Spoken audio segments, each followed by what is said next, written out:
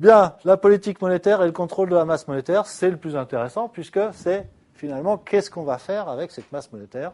Vous vous doutez bien que si on la mesure, qu'on la surveille, eh bien, c'est pas pour rien, c'est qu'on a l'intention d'en faire quelque chose. Alors, quels sont les objectifs de cette politique monétaire? C'est la manière de répondre. Une politique monétaire, pourquoi faire? Eh bien, il y a d'abord des objectifs internes, et on verra, il existe aussi un objectif externe. Alors, l'objectif interne, eh bien, c'est réguler la conjoncture économique. La monnaie, avec le budget de l'État, est un moyen, si vous voulez, de lisser la croissance économique. C'est-à-dire, quand il y a trop de croissance, c'est une expression quand même qui fait sourire aujourd'hui, le trop de croissance, j'entends par là une croissance qui génère de l'inflation. C'est ça du trop de croissance. Eh bien, la politique monétaire va s'avérer relativement efficace pour refroidir l'économie et faire retomber l'inflation. Et à l'inverse, c'est moins efficace, mais ça peut se faire. Pour relancer l'économie, eh bien, on va aussi utiliser la monnaie. Par exemple, baisser les taux d'intérêt pour stimuler le crédit à l'investissement et à la consommation. Donc, ça sert déjà à la régulation conjoncturelle. Mais ça sert aussi, j'allais dire et surtout, il n'y a pas de priorité entre tous ces objectifs, ils existent de manière conjointe. Il y a aussi la nécessité de financer l'activité économique. Je vous rappelle que la masse monétaire évolue en fonction des crédits accordés et remboursés. Pourquoi y a-t-il des crédits? Eh bien parce qu'il y a un besoin de financement de l'activité économique. Donc il est essentiel, cette mission est essentielle. On a vu en 2009 et en 2010, quand il y a une crise de confiance sur le crédit, on a vu que plus personne ne prêtait à personne, et on a commencé à comprendre ce que pouvait vouloir dire une insuffisance du financement de l'activité économique. Donc c'est une fonction très très importante. La lutte contre l'inflation. Alors cet objectif, je vous rappelle, c'est l'objectif gravé dans le marbre des statuts de la Banque centrale européenne. C'est le seul objectif qui lui soit assigné.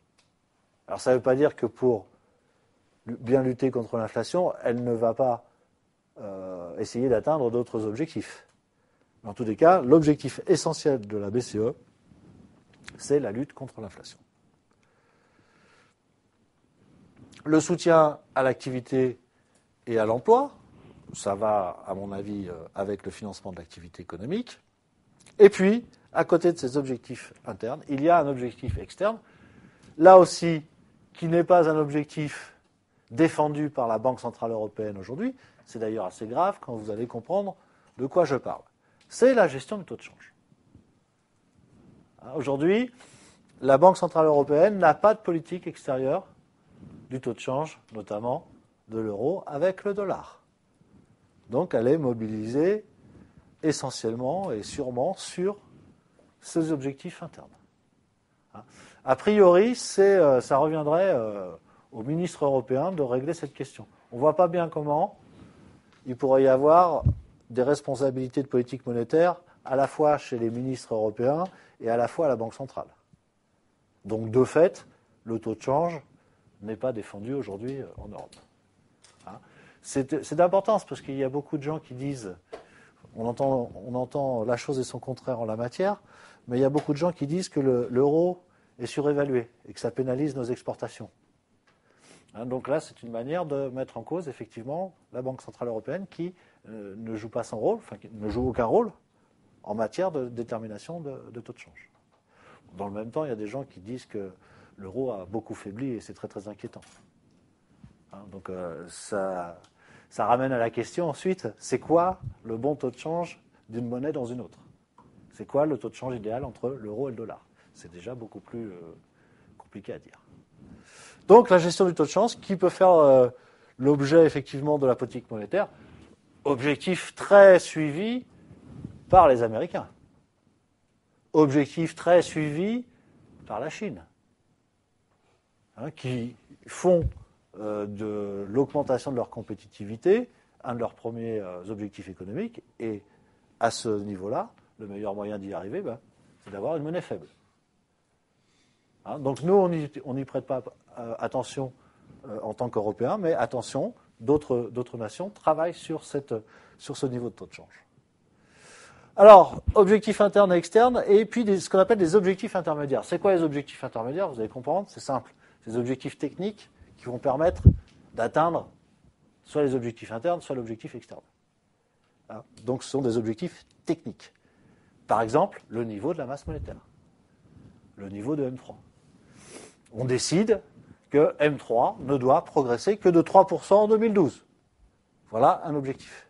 Mais pourquoi fait-on ça? Parce qu'on sait que si ça dépasse 3%, eh bien, il va y avoir de l'inflation.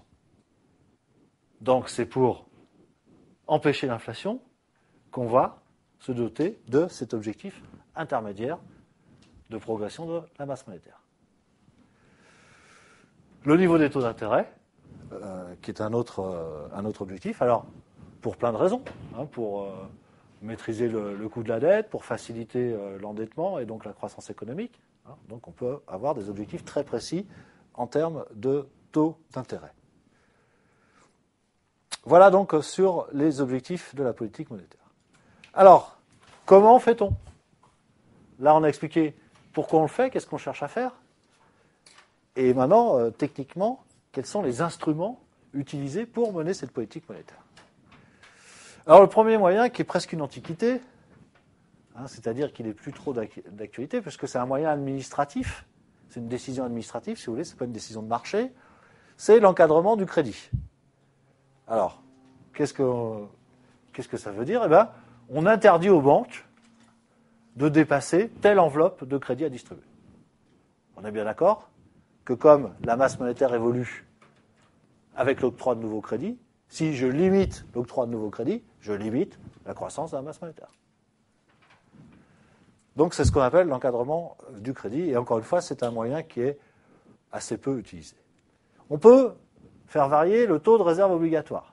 On a vu que les banques, par principe de prudence, elles devaient déposer en fait à la Banque centrale une partie de leurs avoirs comme garantie par rapport à leurs clients. Si vous augmentez le pourcentage des dépôts en réserve, eh bien, forcément, vous limitez la création monétaire. On a vu le jeu du multiplicateur de crédit qui dépend directement du taux de réserve obligatoire.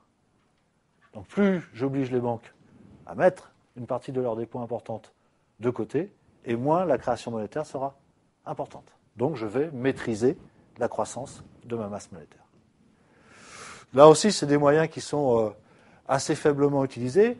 J'attire quand même votre attention sur le fait que les accords de Bâle III, les accords qui sont négociés en ce moment pour effectivement que le système bancaire soit un peu plus solide aux futurs chocs qui pourraient l'attendre, notamment quand on a vu les défaillances suite à la crise des subprimes en 2008, eh bien, ces accords de Bâle III prévoient effectivement non seulement une recapitalisation des banques, mais aussi une augmentation de leurs fonds propres, et enfin, dans un certain nombre de cas, une augmentation des taux de réserve obligatoires sur un certain nombre d'opérations.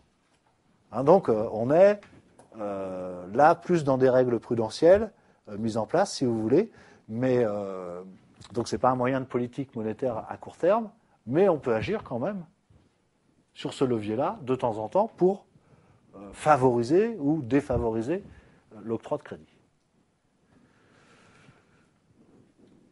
Et puis, il y a les taux d'intervention de la Banque centrale sur le marché monétaire. Ça veut dire quoi? Taux d'intervention. La Banque centrale peut se porter acquéreuse de titres, par exemple, et donc elle va proposer des rémunérations sur ces titres. Et ces propositions de rémunération, de taux d'intérêt, si vous voulez, je vous passe les détails, vont se contaminer l'ensemble du marché et vont s'imposer comme les taux du marché. Donc par ces interventions sur les taux, eh bien, en rendant l'argent plus ou moins cher, eh bien, la Banque centrale va permettre effectivement un refinancement plus ou moins coûteux de l'économie, donc une plus ou moins grande demande de crédit. Et puis, je garde le meilleur pour la fin, puisque c'est le moyen qui est le plus compatible, j'allais dire, avec une économie de marché. C'est ce qu'on appelle la politique d'open market, où là, la Banque centrale ne manipule pas le prix de son intervention, le taux d'intérêt, mais elle va vendre des titres ou acheter des titres. Et c'est en se portant massivement acheteuse ou vendeuse sur le marché qu'elle va faire monter ou descendre les taux d'intérêt. Hein, donc ça arrive au même résultat que le moyen précédent, sauf que c'est par des comportements de marché. On ne dit pas, tiens, j'ai changé le prix de la monnaie. On dit, j'achète ou je vends des supports monétaires et ça va en faire changer le prix. D'accord ? Donc c'est vraiment un moyen de marché qui est utilisé. Donc en fait, les deux moyens les plus utilisés, ce sont les deux derniers moyens dans le cadre de la politique monétaire. Les acteurs de la politique monétaire. Eh bien, c'est un jeu avec un seul acteur. Comme ça, c'est simple. C'est la Banque centrale.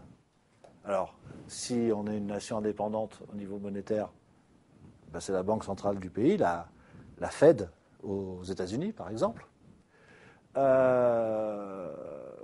Et cet acteur unique est indépendant des pouvoirs politiques d'abord, et c'est lui qui va mettre en œuvre la politique monétaire. Alors, cette indépendance des pouvoirs politiques, c'est quelque chose d'abord d'assez récent, hein, c'est années 80, années 90, puisque auparavant, la Banque centrale était rattachée à l'État, à la puissance publique.